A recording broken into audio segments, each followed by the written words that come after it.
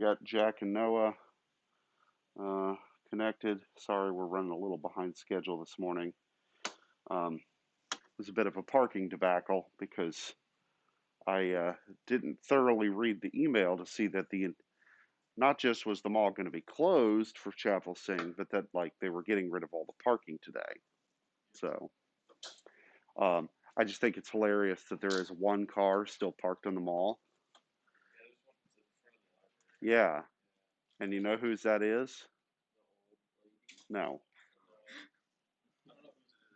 Austin Shivington. Mhm. Yes, exactly. No, it's a Mazda 3. There's two major, well, three major differences. One, he has the bigger engine than mine. I have a 2 liter, and his is I think a 2.5. Two, his car's a manual, not an automatic like mine. And three, he has Ohio plates and a bunch of stupid bumper stickers. So I hope you're hearing that there, Austin. We're trash talking you and your car all over the internet. So uh, some of them, yeah. Huh? I don't know. I think maybe you guys should like all individually email Austin Shivington and, huh? Public service announcement. It's not McKinney's car that's blocking off the mall. Uh-huh.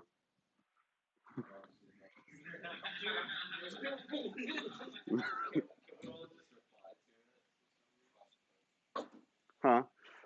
Yeah, you could reply, take it to the classifieds, or McKinney's car is cooler, or, yeah. All right. So, guess we're gonna have a little bit of fun, huh, today? Okay, so let's get to it then, I guess. Now we left off last time. We were talking about the difference between branching versus branching and linking. Um, there was one other um, command that we could talk about, which was branching to register. Um, where what that you do is basically you just changes the program counter to the contents of a given register, as opposed to um, a label that you've pre-made. So why would you want to use that? Well, there's a couple reasons. So um, when we looked at the encoding for the branch and link, or the branch, either one, um, what did you have in terms of the immediate field?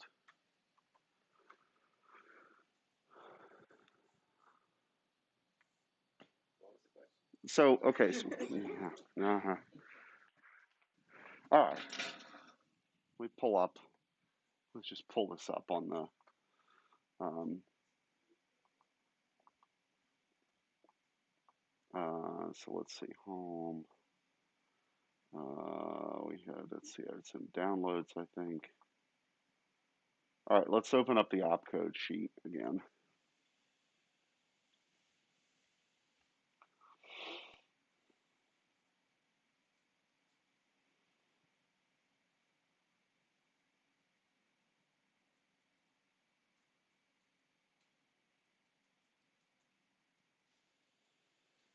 Let's see, do we have Noah here with us yet this morning?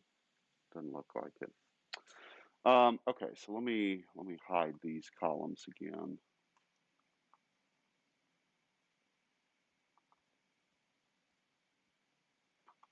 All right, so we were looking at branch conditional. Okay, here's its encoding, and it has an immediate 19 field. Okay, but then there's also the um, branch to register or branch and link to register. Those have, um, well, sorry, I wanted to talk about these two first.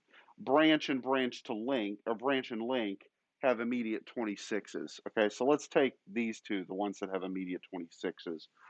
What is the limitation of having an immediate 26 there for um, right? And remember, the immediate 26 is a program counter relative thing, right? So you encode basically how many instructions forwards or potentially backwards you're going, okay? But what's the limitation of 26 bits here? And it's really 28 because of logical shift, but 26 bits. What's the limitation?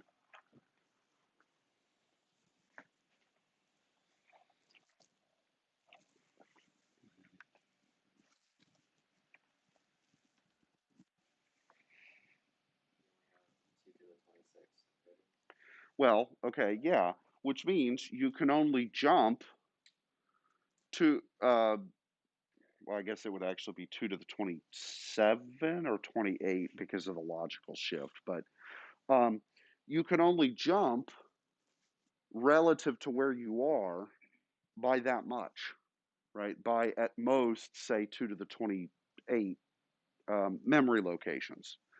Well, that's less than 32 bits, obviously, right? How big is our memory address space on these machines? It's 64 bits, right? So there's a whole lot of memory that you wouldn't be able to jump to with one of these commands, okay? Because you can only go, say, at most, I guess it would be, like I said, 28 bits as opposed to 26. And why 28 versus 26, even though you encode 26? Yeah, okay, so you encode 26 bits worth of stuff, but what's going to happen when you execute that instruction? That immediate 26 gets logical shifted left 2 positions, which means in essence you're dealing with a 28-bit thing that ends with 2 zeros. Does that make sense? Yeah. Okay. So you get a little bit more than that. Now, how many things is 2 to the 28th?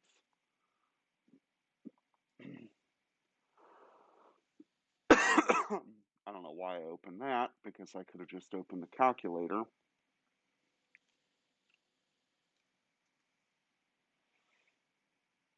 Okay. This is in hexadecimal, by the way, right? Not decimal. Okay. So it's this many things. Um, and um, yeah. So, and in fact, why don't we do 2 to the 26th just to, so we can see that, right? That is what? 27 billion or so. Um, why does that feel too big?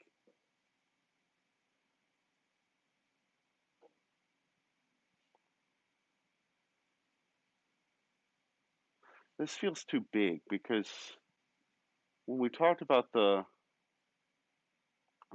why does this feel too big? The YouTube video, yeah, something. Let me just make sure that I'm not being a complete idiot this morning, which is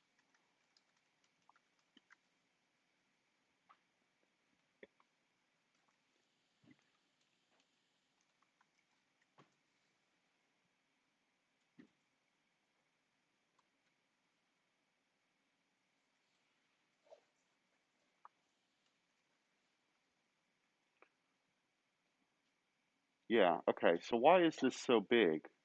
Why does this look too big?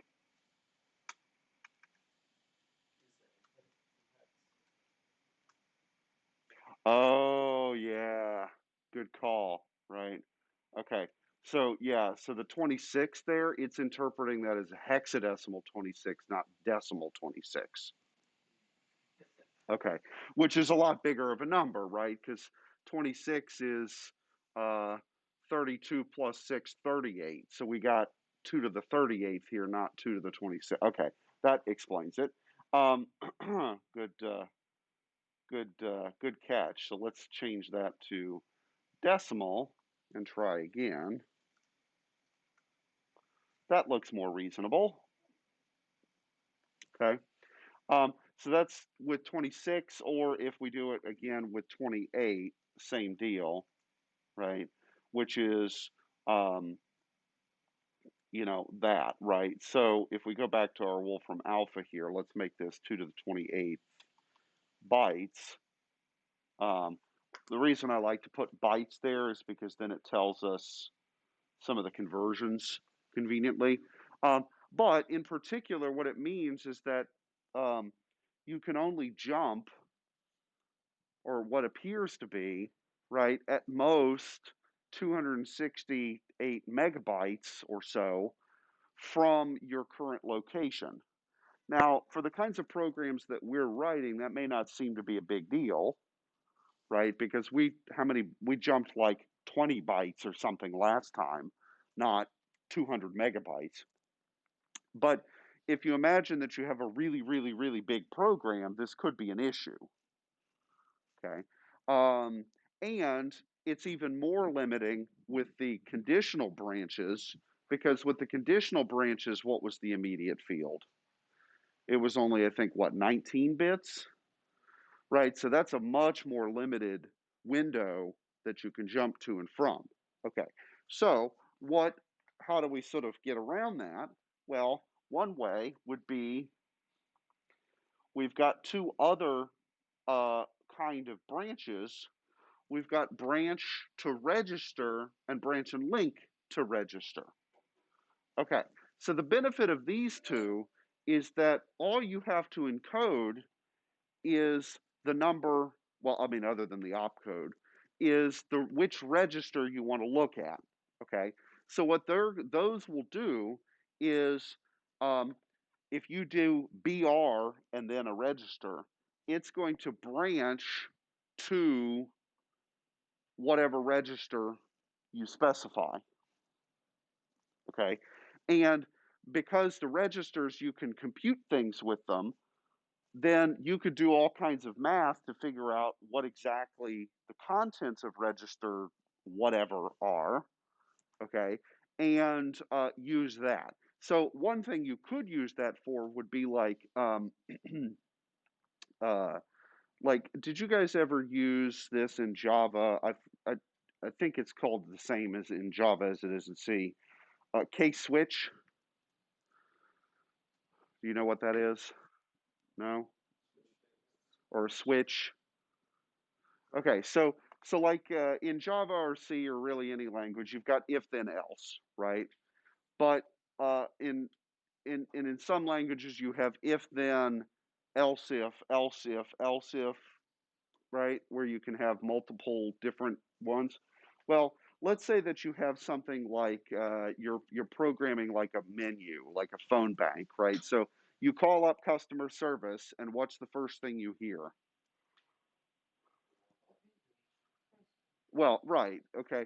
Or please pay attention to the following as our menu options have changed. Okay, they've never actually changed. They just say that to, this call may be recorded for quality assurance purposes. All of that stuff is just, well, the filler. Okay, but when you get to the phone menu, what is it? It's like, uh, for English, press 1. Para español, something dos. What is it? Oh, prima. Okay. Pour français, poussez-toi. Um, yeah. Uh, okay, and then it's like, then you hit something, and then it's like, for payments, press 1. For uh, chip, press 2, and then it goes through the whole thing. Well, no, they make that one the hardest one to find, right? Um, and actually, you guys may be too young for this, but does anybody ever did anybody ever use AOL's movie phone? Oh, so this was a total thing in the 90s. Okay. So you would call a number, right? And it was an automated system that would tell you movie times, what movies were showing at a theater. Okay. So this was, of course, before most people had the internet or internet access at home. So you would call and you'd put in, like, I guess, your zip code, and then it would list what movie theaters were kind of close. And then you'd say, okay, I want this movie theater, and it'd be like, Pirates of the Caribbean, press one, and the voice to it was particularly like phone voicey, right? Phone menu voicey. Okay. But anyway, let's say you were programming one of these things and it's like, for English, press one. For Spanish, well, para español, oprimo dos. Pour français, poussez le trois, and so on, right? Um, well, you could write that of, you know, get input, and that's going to be a number 1 through 0, I guess, right? Um, or 0 through 9. And then you could say, all right, if number pressed equals 1, do this. If 2, do that. Else if 3, do this. And right. But that starts to get kind of messy in terms of the nesting, right? So what you can do instead, and I don't remember how this looks in Java, so we'll look it up. Yeah,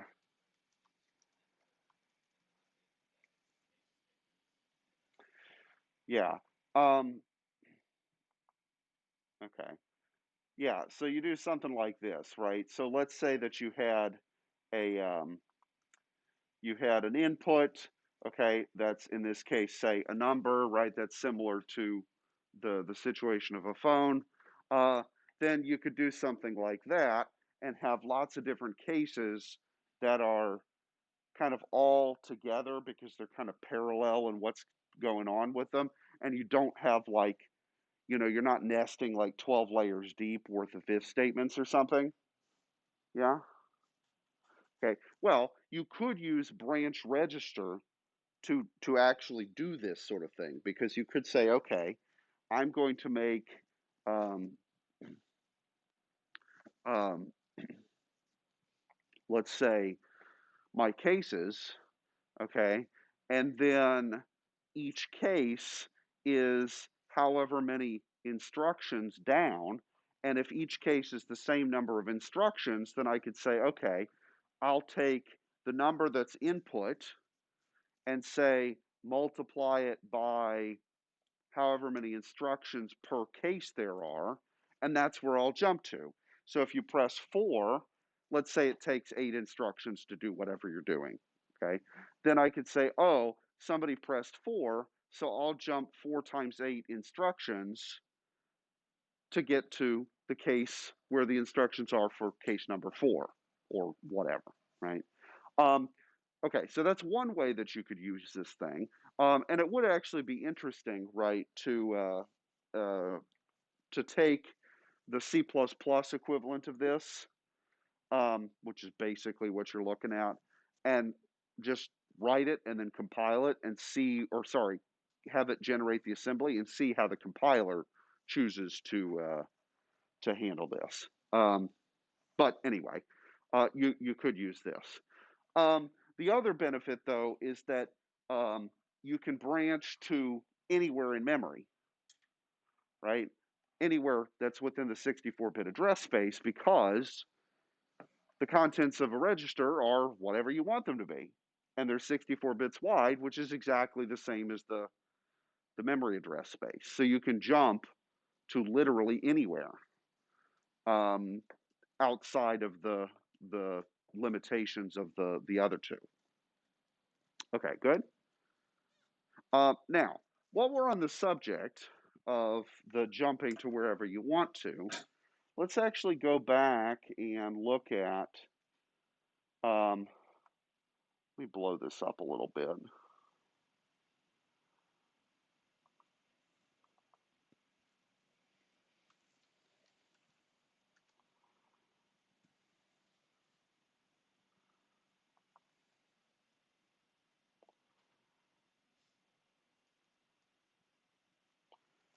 Okay, so let's compare here.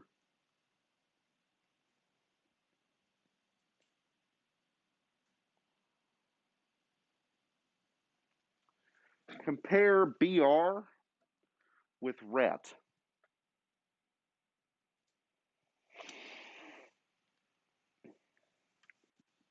Okay, so what's the difference here? basically a single bit right here, right? So branch is there, ret is there, okay? And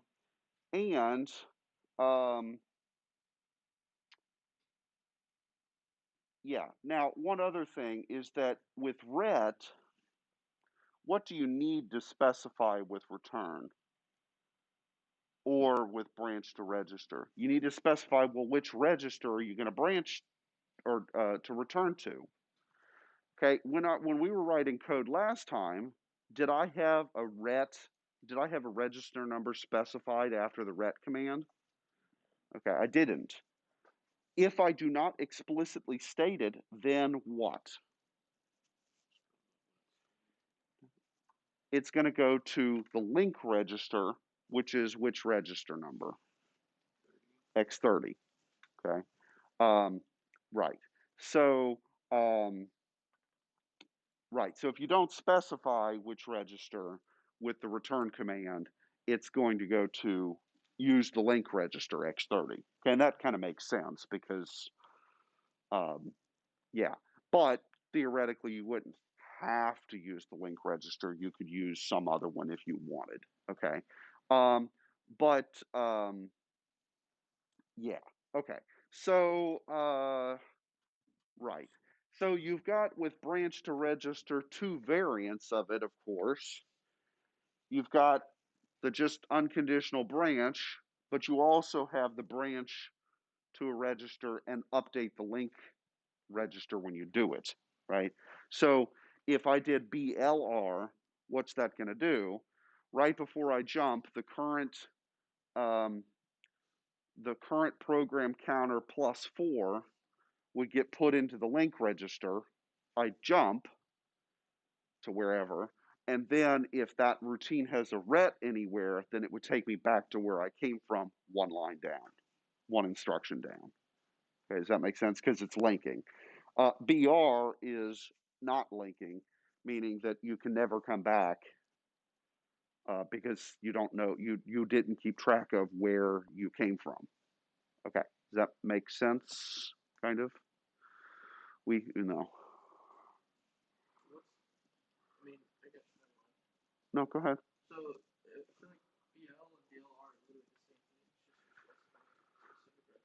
Uh,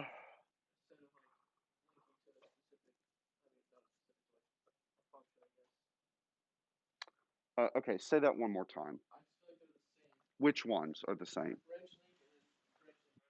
Okay, they are kind of the same. They're similar, okay? But what's the difference? With BL, branch and link, what are you specifying? You're specifying a label, okay, which is to say a memory address. But it's not really, you're not specifying a memory address, you're specifying an offset of where you are right now, okay? This is saying exactly what spot to go into memory. Okay, not an offset of where you are currently, but just literally the location to go to. Okay, and the other difference is that because you can specify here, you're specifying the register number and that's it. The register's contents are a 64-bit thing, right?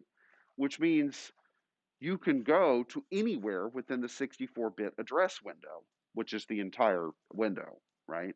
Whereas with the BL and the B, you can only go within a 28-bit window of where you are, right? Because it's an offset base, not a location-specific base.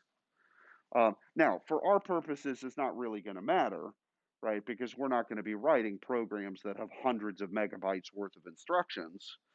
But one could imagine, like your AAA video game, right, or something, might have that issue.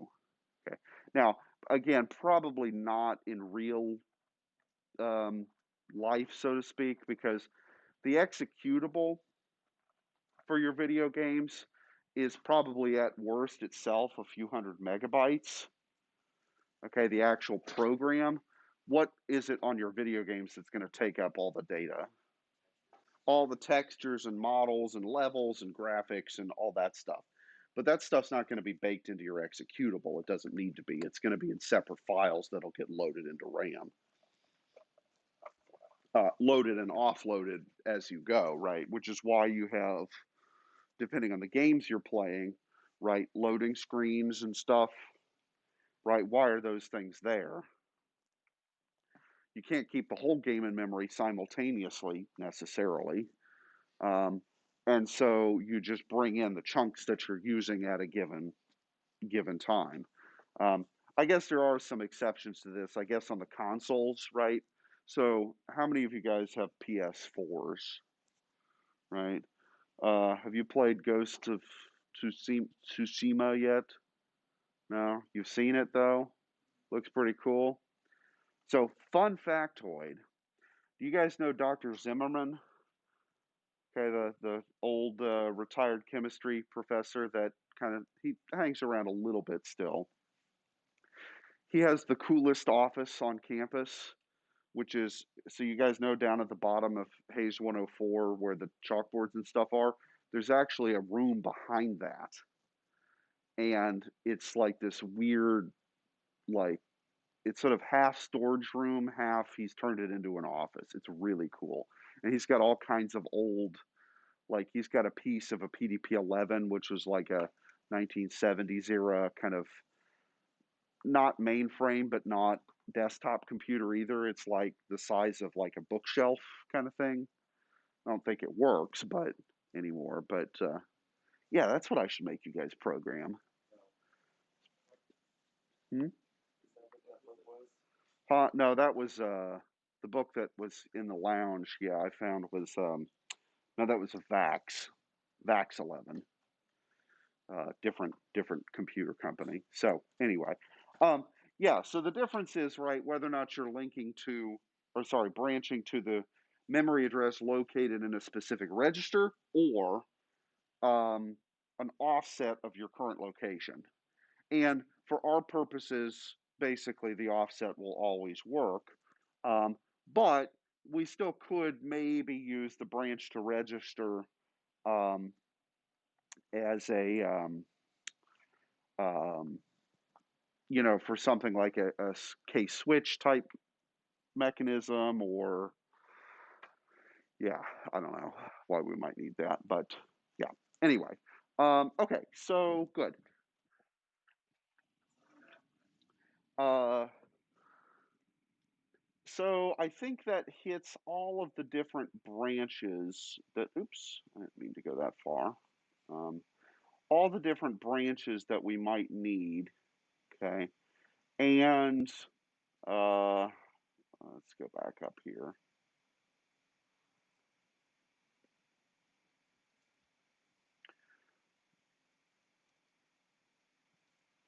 I went way too far.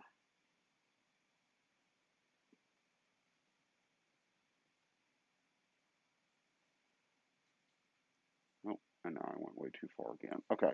So um, then you've got your, sorry, I guess kind of technically in um, this thing would be your compare branch, right? So when you do a branch conditional, what do you have to do before a branch conditional, right before it? Do some sort of comparison, right, to set the flags appropriately. But for a few of the common things that you might want to do, like branching on zero or non zero, okay, then you have um, uh, four commands, really two, right? Compare branch zero and compare branch non zero that do a compare and a branch together in one instruction. Okay. But, and what's the difference here between them? Why do we have four of them and not just two?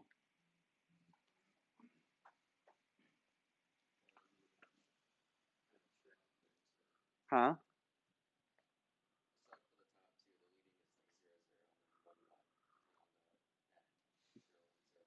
Yeah. So that's the difference in the encoding. But why have two? Well, because we could do 32-bit computations or 64-bit computations, right? So the leading 0 there would be for the 32-bit versions, and the leading 1 would be for the 64-bit versions. And we've seen that pattern before, right, with a bunch of the other instructions that we have, right? Um, but in particular, notice too, what's the immediate field on them?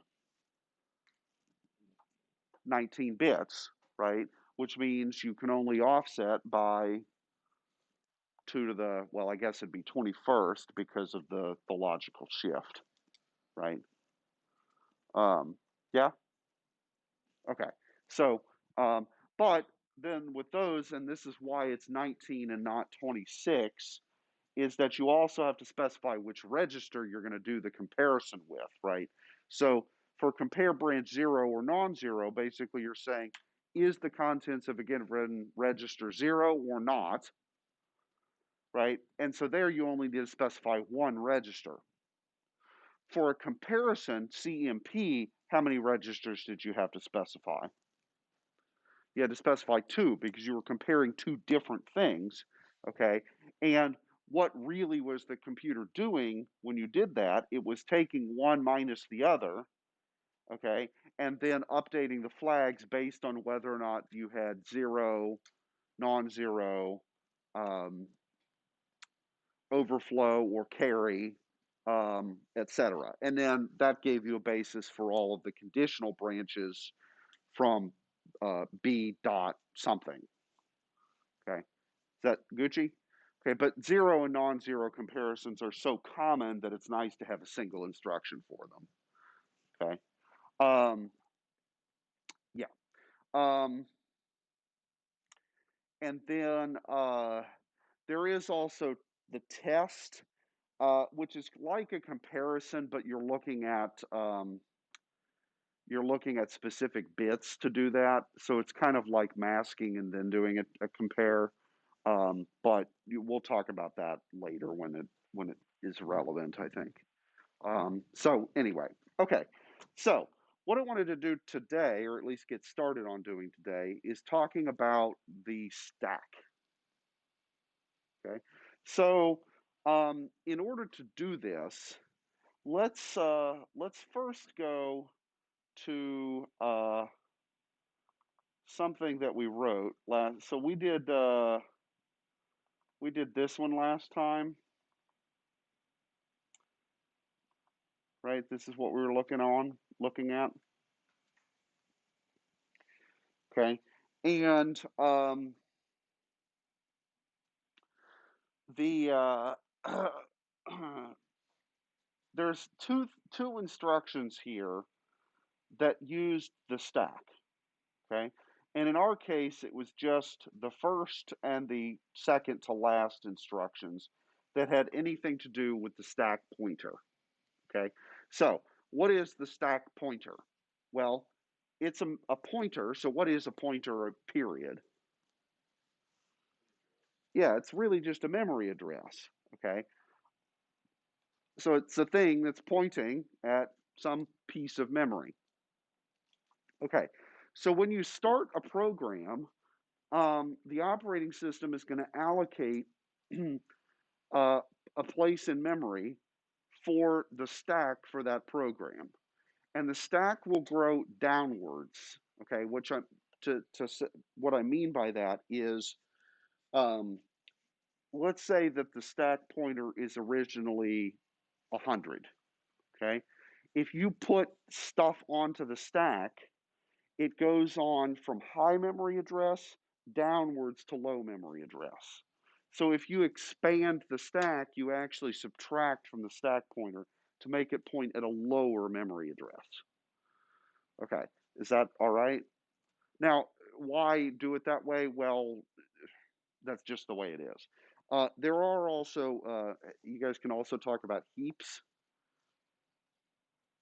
Did you guys do this in data structures? Talk about stacks and heaps. So what's the difference? Heaps? Did you say heaps? Yeah, heaps and stacks. So isn't that one with like only two, like one like Hmm? Isn't that kind of like, yeah, one node with two like branching nodes? Oh, I thought that was a tree. Kind of tree, but the heaps is also a tree, right? But it's more children nodes are smaller or like B or something like that. Yeah, okay, maybe that's not what I'm thinking of, but like, uh, and I think maybe heap gets used as multiple different words then because what I was thinking of a heap is like a stack, but it grows upwards instead of downwards. Um, yeah, whatever. Okay, but for our purposes, basically, we're going to be working with the stack, and the stack grows downwards, which is kind of a, I don't know why we call it a stack because stacks seem to grow upwards. Like if I stack things on top of my desk, right? Um, yeah. Um, yeah. So the analogy to like stuff is a little bit misleading. But let's take our silly little program here, okay, that just did some printing, and so it was branch link. This is the one that we were looking at last time, and I've already got this thing ready to go um, GDB, right? I already did all the assembling and linking and whatnot last time. Okay, so I don't have to do any of that new. And I'm going to do like I've done before, which is to say I'm going to put a breakpoint at the main, okay, so that I can step instruction by instruction. And then, of course, I'll start running it, okay. And there's my first instruction. And if I do info registers, okay, then we can see we've got, whatever. Our program counter is something. Our link register X30 is something before we got started. Our stack pointer is whatever, and so on. Okay. So info registers allowed me to examine what was inside the registers. Okay. Kind of useful. Yes. Well, I'd like to see what's inside the stack. And here's one way you can do it. So I'm going to type X and then 4XW $SP. Okay, so what that's going to do is it's going to show me the contents of four, um, I guess these would be, let me make sure I get this right, uh, quad words. Yeah. Um, so what I'm looking at there is I'm looking at 16 bytes worth of memory. Okay. Um, and I'm looking at them in four byte chunks. Okay. So a 64-bit thing would take up 8 bytes, which would be two of those little units, right? So this here, these first two, that collectively is one 64-bit chunk. And then the last two is also collectively one 64-bit chunk. Okay. Now, looking at these numbers, does that mean anything to us? What's in that those particular memory addresses? I mean, we got a bunch of zeros in some of them. Okay, great. But what about the ones at the end? The 55556A4, does that look like anything relevant to what we've been looking at? Yeah, it's kind of close to the program counter. And really, the way to read this is because remember, I said you got to take two chunks at a time? Like, look at the program counter, right? How many fives are there? One, two, three, four, five, six, seven. Okay, and then three characters after that. Well, look what we've got here. At the far right entry, there's two, then three, four, five, six, seven, and then three characters afterwards. Okay, why does it look like that? Why is it in that order?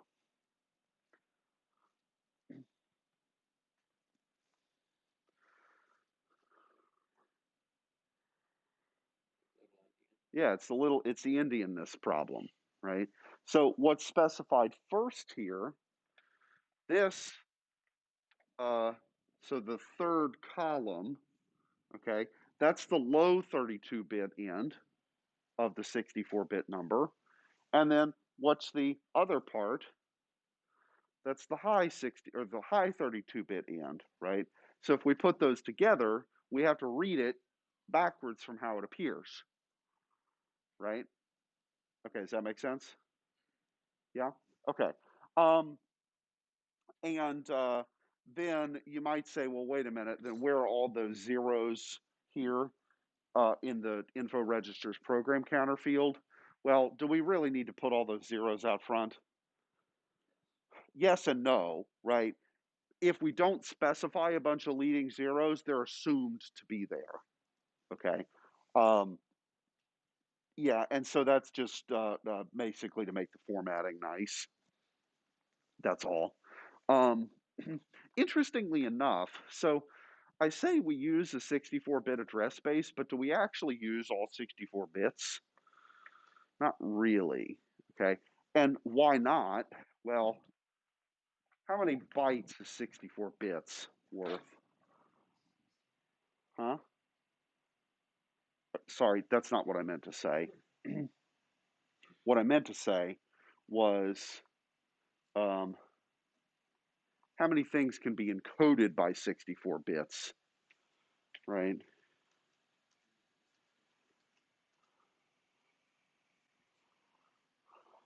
That many, right? And in particular, if I say it's that many bytes,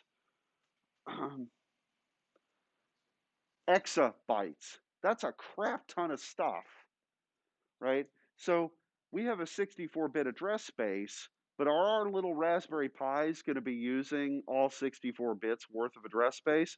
Heck no. Yes, Evan.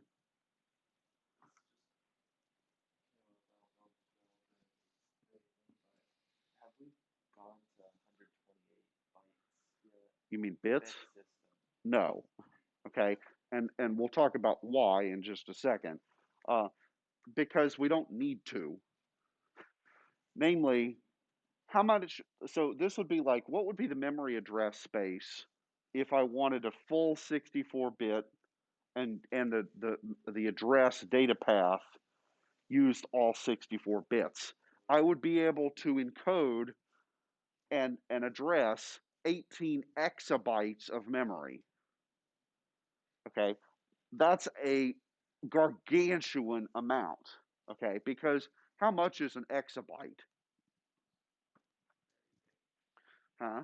Well, it's very big. Okay, yeah, but what's the hierarchy, right? So you've got kilo, mega, giga, tera, peta,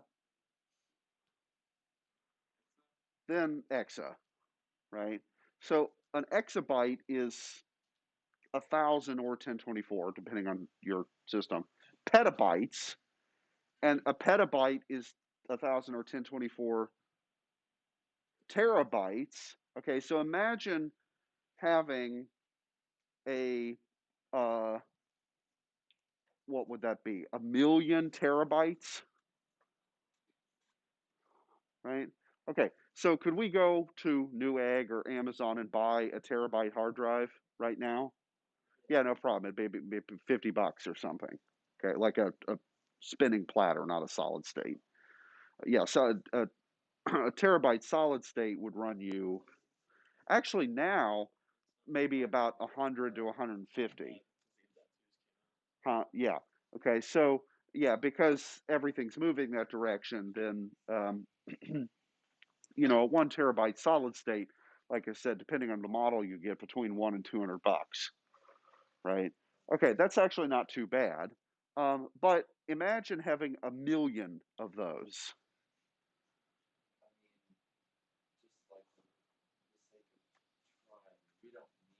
Well, we don't need it. Google certainly would need that, right? But I mean, so here's the problem, right?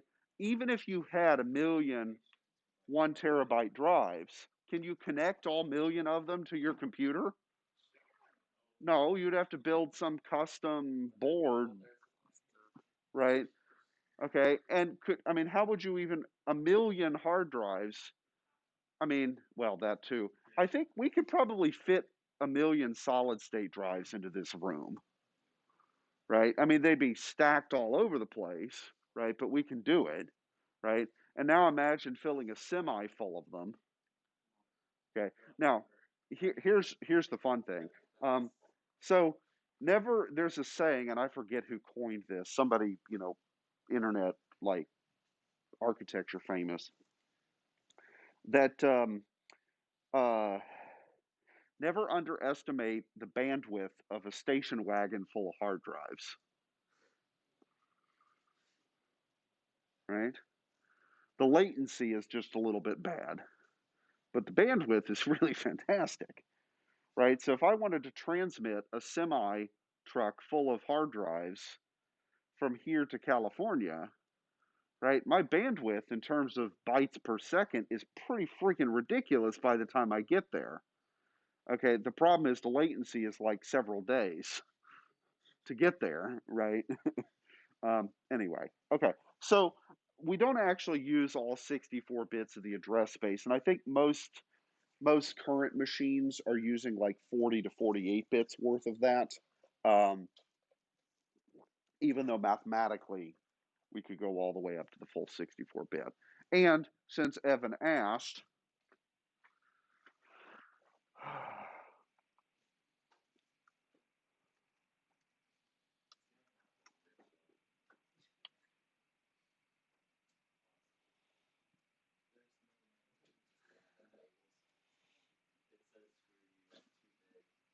well, okay, but 30 times the estimated amount of information contained in the biosphere. Well, okay, think about all the data that's contained in the DNA of every living creature on the planet. Yes, every single living creature individually, right? So there's probably a whole lot of well, I mean,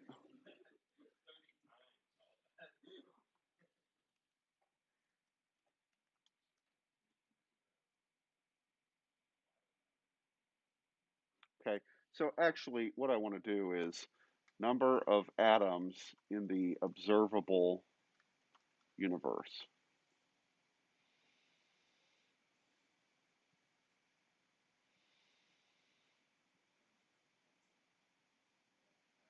Well, okay, so let's see that finds.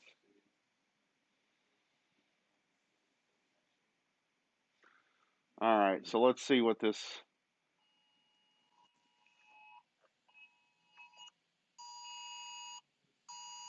Amber Alert.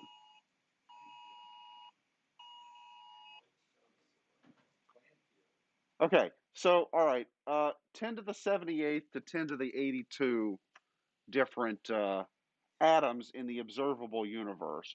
Well, let's compare that to 2 to the 128 is 3.4 times 10 to the 38, right? So we'd be getting, if we had a 128-bit system, we'd be getting to the point where we'd be encoding, we'd have a separate bit pattern to assign to like half of the observable universe. It's atoms. Each one gets its own little number. That's kind of ridiculous.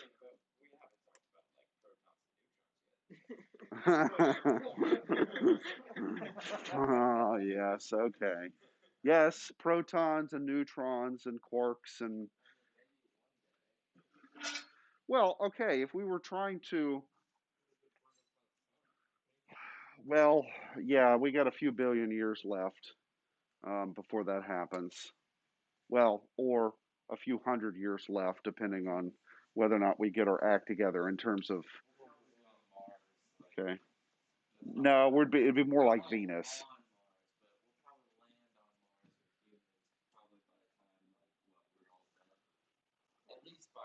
Yeah. Well, I hope that we see humans landing on Mars in our lifetimes. Okay. Huh? What? Oh, fake it. Yeah. Well, okay. So actually, let's wax poetic for a moment. So one of the classes that I've taught before, and I'll teach it probably again next year, is spherical trigonometry. Okay. So this is the math behind celestial navigation and stuff. Well, one of the things you have to worry about if you're making observations of stars is if they're within, say, 5 to 10 degrees or so of the horizon, you've got to factor in atmospheric refraction. If it's like 30 degrees above the horizon, you don't need to really worry about it. But if it's closer to the horizon, you do. Okay, fine. And we were talking about this in class, and I was like, and of course, this only matters if you're on a planet where there's an atmosphere, like Earth, right? But if we were to do this same thing on the moon, we could just completely ignore that part because there's no atmosphere, so there's not going to be any refraction. And then it just sort of hit me. So one of the students jokes, immersion trip to the moon, and everybody starts laughing because that is pretty funny. But then it sort of stopped for a minute, and I thought, I could completely see in the next 100, 200 years that might not actually be that ridiculous of a notion. I mean, well, didn't SpaceX launch to the moon They and haven't they launched to the already, moon yet. Okay. They've launched a lot of stuff, but not to the moon. well, they launched something into outer space, and they did it, The car. not the car. There was a rocket recently, like in the past year, that they launched either to the moon to like supply the space station. Oh, they've launched They plenty of space they did station it for like supply. 1/3 of the cost. Yeah, but that's Earth orbit, right? It's not making it to the moon, And right? reusing the rockets. That's the key is the fact that they're reusing the I rockets, mean, and so the fuel is the most expensive part, now, as well as like, you know, you have to go through all the checks still, so you have to pay people to do all those checks to but get their it's a back lot cheaper and rebuilding the whole damn the thing. whole rocket, right? I mean, because if you think about it, the first stage of a rocket, most rockets is runs for about 2.5 minutes, right? So you spend $1 billion to build a thing that you use for 2 minutes, and then you promptly chuck it into the ocean, right? That's basically what we did with the Saturn V rockets to get us to the moon, right? But yeah, so the cost, right, is very much reduced. And who knows in what will happen in another 50, 100 years. Right? I mean, think about it this way. What did the world look like in 1920?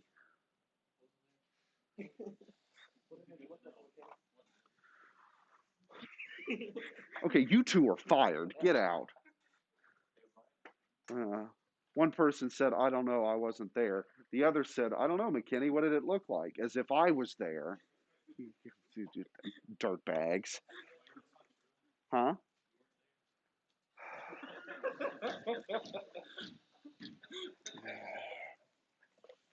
So back to the stack. Um, No, but think about technologically, right? What has changed since 1920? There's a lot.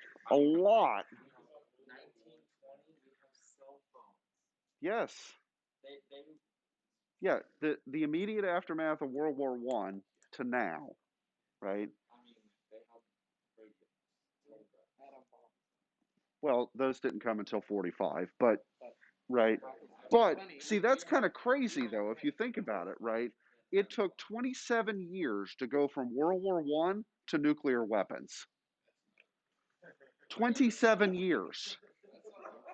The question is, Okay. what's next? 27 years ago was what, 1993? I was starting like middle school then, or maybe late elementary school, I right? wasn't even born What? yet.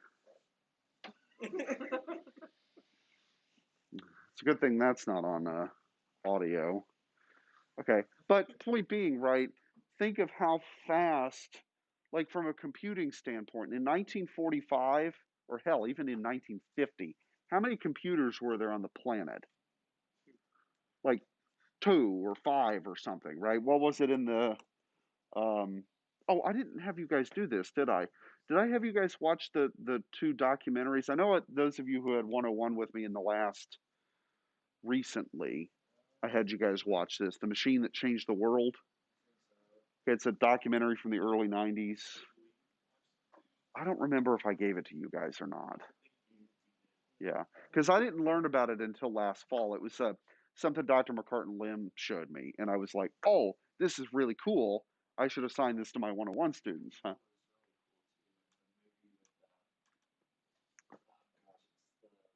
Movie about NASA and the black department in NASA and how the ladies Oh, Hidden yes Figures. Yes, yes. the when they got the new The new super computer, computer and they can't fit it through the door. I yeah love and that just part. but just And they're taking a just sledgehammer to them the. running it and it's all the computations versus what they did by hand Well, okay, and here's the crazy thing, right? and they So fit in that well movie, the big computer, that they can't fit through the door, and then one of the people figures out how to make it work and stuff. That computer's computational power, like my watch has more computational yeah power than that thing, yeah right? And that's just insane, right? And that was in, the early 60s, right? So imagine, well, early 60s to today, that's like what, 50-ish years. 60 years if we call it 1960 on the nose, right, to today. To go from something that took up, half the size of this classroom and took however much energy to something that's running on my wrist and I charge it every night. Okay. Now imagine 60 years from now. Okay. Now I'll be nearly dead, probably, right? Because I'll be 97 years old 60 years from now, right? Um, Hopefully we'll have better medicine by then. But, like, I guess my point is that, you know, will we need 128-bit systems? not now Well, okay, but where we would need 128 or maybe 256-bit memory addressing would be something like if we wanted to build the Matrix kind of thing and simulate the entire universe in a machine kind of thing. I mean, I guess we could do that. Who knows? Maybe we're already living in that. Probably not, but that's enough theoretical yeah. Okay. Anyway, but yes, I would say it wouldn't be out of the question that, I mean, assuming that the planet, we don't boil off our atmosphere or nuke ourselves into oblivion, that in, 100 years or 200 years, the college could be sending immersion trips to the moon.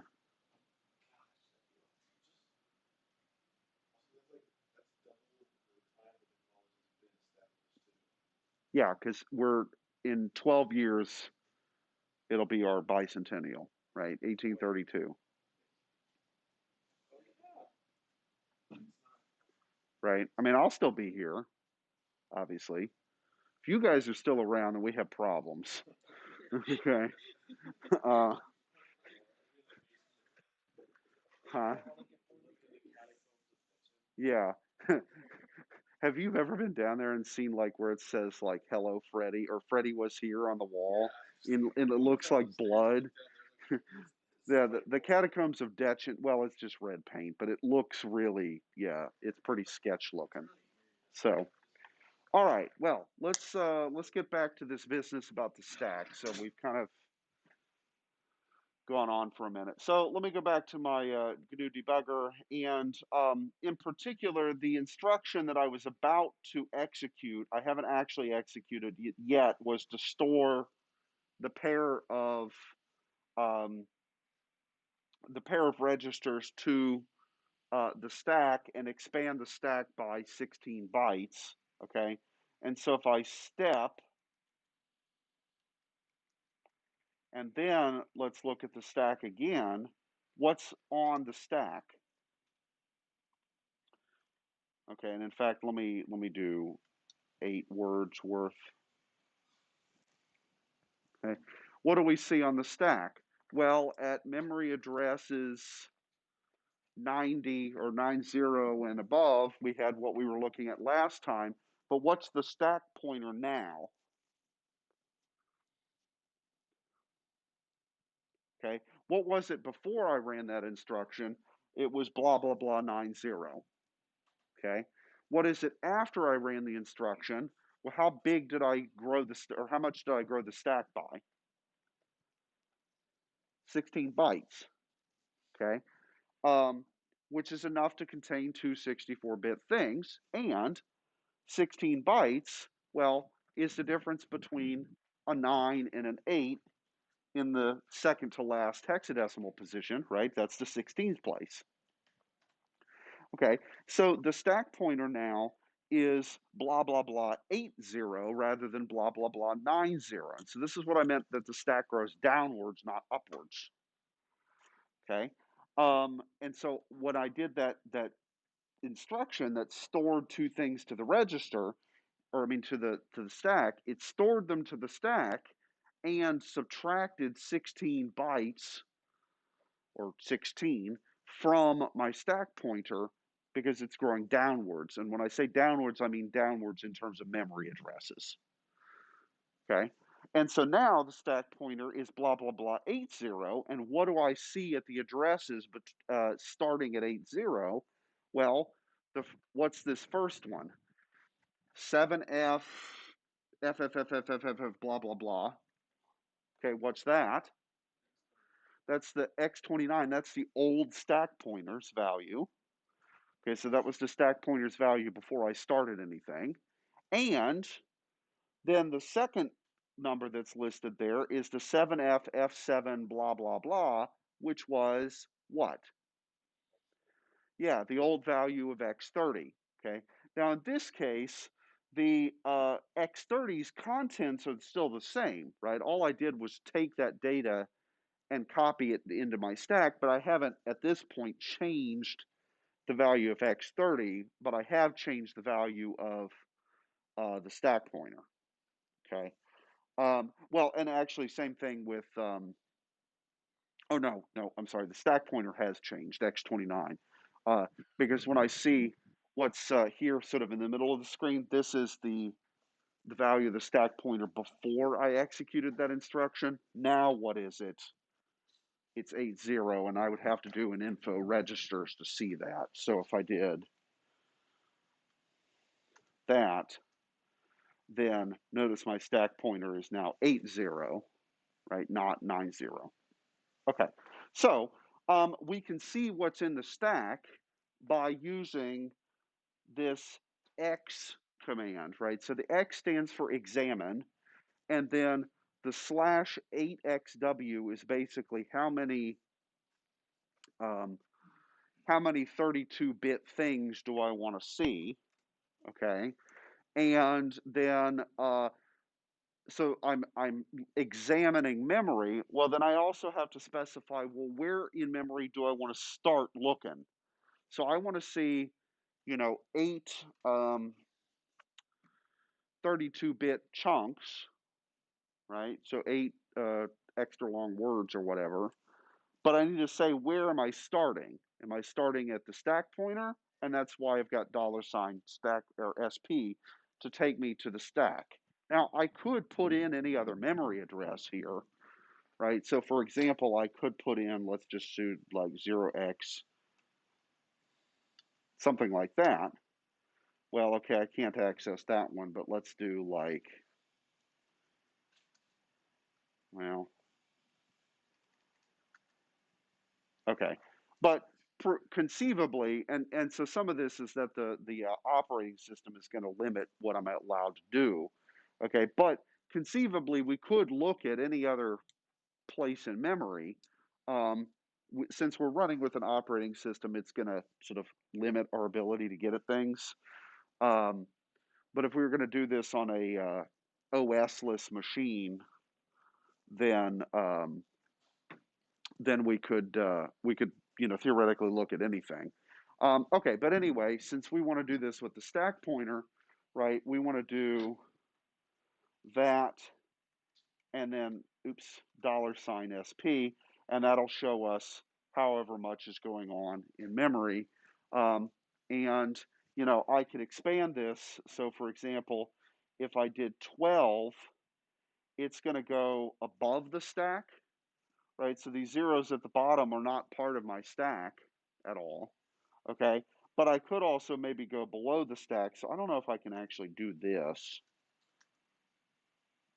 Yep, I can do stack pointer, um, do arithmetic with the stack pointer. So I could do something like, well, I don't know, let's do something ridiculous. I could go all the way back there and see, well, what's all in memory there? Right now, nothing. It's just a bunch of zeros. Okay. The stack hasn't gone down that far, but I can at least see what's there. Okay. Okay. So that's how we can examine what's in the stack, and then instructions that are going to use the stack, we can look at and see how they're doing, how they're using or allocating data. Okay, now at this point, what's really the only thing we've done that uses the stack? For this particular program, we only use the stack once, basically, or twice. Okay, at the very beginning of the program, what are we doing? What am I pushing onto the stack? Yeah, the contents of registers 29 and 30. Okay, so my stack pointer and my link register, what they were when the program started. I'm pushing those onto the stack, and then at the very, very end of the program, what am I doing? I'm popping them off the stack, okay, so that I knew, when I did the return here, where to go back to in terms of the operating system's control, okay. But in this case, um, so printf may actually have used the stack. That's sort of hidden from us because we can't really step through printf, although there is actually a way to do that. Okay. Um, but printf conceivably is itself going to be using the stack to do stuff, and it just returns the state of the stack to whatever it was when it's done. Uh, Also, the whole point of this particular program was we were looking at what branching and linking meant, okay, the difference between those. But it's conceivable that one of our subroutines would itself need to use the stack, okay? And we will definitely have that because, well, what's one reason that we have to use the stack? Is what are you putting on the stack? Previous values of the link registers, right? So that you know where to go back to. Well, what about if we were writing a recursive program? Ah, then we definitely got to keep track of a bunch of different values of that link register so that we can unspaghettify um, our recursion. Okay, so we'll have to use the stack quite a bit. There are other routines. So this I was hoping I'd get to today, but that's okay. Um, so in well, let's take the triangular number program that we've been working with in ARM. Okay, so first off, right, I think there was a typo in the Brookshire version of this. Right, what is a triangular number? So what would be the fourth triangular number? 1 plus 2 plus 3 plus 4, right? And what would be the 38th triangular number? 1 plus 2 plus 3 plus dot dot dot plus 38, right? So it's really just a loop of varying length. I think I had a typo in the pseudocode for the Brookshire version, but whatever. I think most of you did what I had intended. Um, so what we've now used that for two assignments, right? The first version was just to compute it, but you hard coded the which number of the triangular number you wanted. Okay, so you hard coded I wanted the fourth or the seventh or whatever, and then the loop did its thing, right? Okay, what's the next version of it? To hard code the input, but use printf for the output, where it would display the computed value to the console. Yeah. Okay, so what do you think the step after that's going to be? Yeah, how are we going to do input? Well, how do you do input in C? Well, a method. Instead of printf, we're going to use scanf. Okay. Now, the reason that we have to use the stack for scanf would be what kind of data could I get if I have the user just typing something? Who knows, right? I could get a number, but I could be asking, like, please type in your first name, right? Well, let's say that, you know, my name is, What? I don't know. Let's say that my name is Alejandro, Thanks. okay? That's not my name. That's not my name, Alejandro. No, you know the song, right? Okay. Of course I Anyway, know this song. so Alejandro, right? A relatively long name. Okay. Each character of that would be stored how? As a character, and a character is how much stuff, how many bits or bytes. It's 1 byte in ASCII, not possibly more if we're doing things in Unicode. Okay, but in ASCII it'd be a single byte, and so I could fit 4 letters worth in each register. Okay, but that's not going to be the way that scanf is going to take things. It's going to put the given input information on the stack, and then it's up to us to go to the appropriate places in the stack to load out the information we want. Okay, so that's what I'll show you guys on Tuesday is how to use scanf to do input. Okay, and get stuff off the stack. Okay, all right. See you guys later.